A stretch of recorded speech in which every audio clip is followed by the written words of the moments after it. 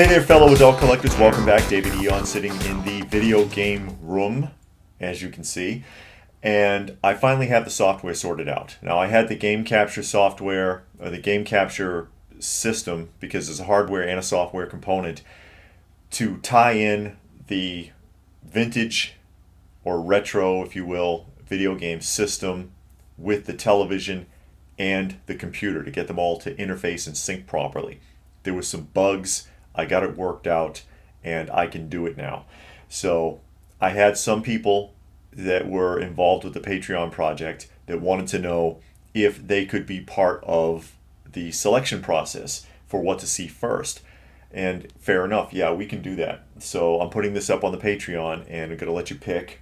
If you're a Patreon subscriber, you can chime in on this if you choose to, what you would like to see. And keep in mind, you're not going to see it like tomorrow. This whole process takes time.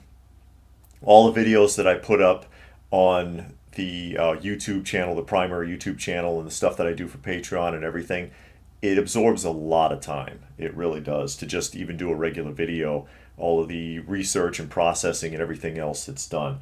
So, but I'll get these going as soon as I can. And I have Super NES. I'd actually like to start with Super NES, but I'm going to give you a choice here from Super NES and from Sega Genesis, the original Sega Genesis. Two of my favorite systems still to this day. I mean, I get Xbox 360 and I've got some other stuff, but I still always end up going back to NES and Sega Genesis. There's something about those systems. It's probably the nostalgia of it. But we can do Elevator Action, which is one I used to play in the arcade, and the home version is actually harder than the arcade. I guess it's easier with the joystick than it is with the little buttons, but I can do Elevator Action. It's one of the few games that actually looks like the arcade version too. Xenophobe, which I was state champion in Xenophobe way back in the 80s. No BS. On the arcade system, this game looks nothing like the arcade. It's vague similarities, but I can walk you through Xenophobe, which is still a pretty cool game, actually, even for the home system. Jackal, one of my all-time favorites. I used to play this with the kids all the time. For Sega Genesis, we can take a look at Gods. Now, with the Sega Genesis,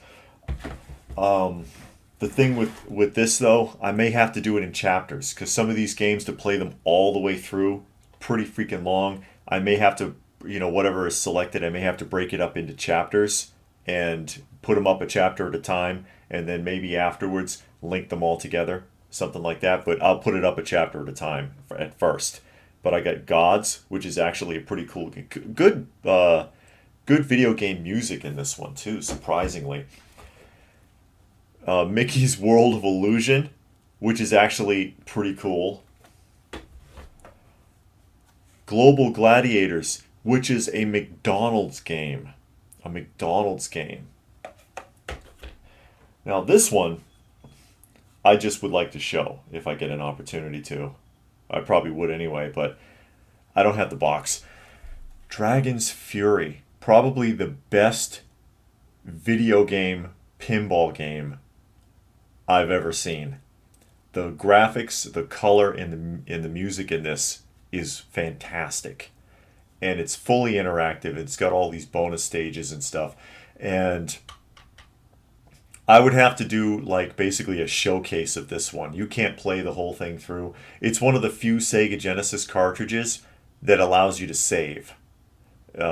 Because you can't play this all the way through.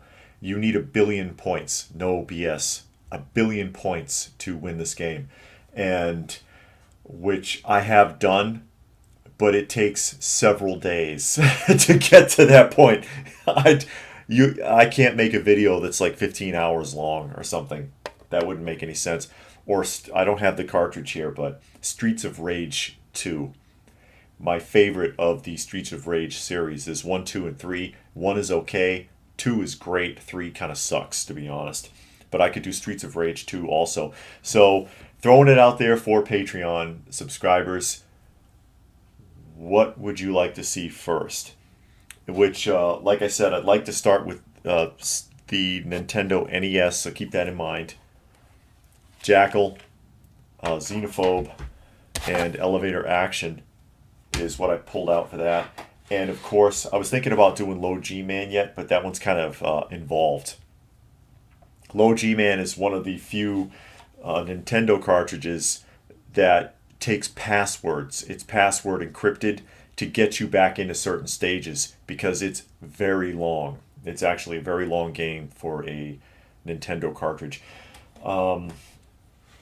But I wanted to put that out there because, like I said, I had Patreon subscribers who had asked if they could have some input as to where and how we got started. Sure you can. Sure you can.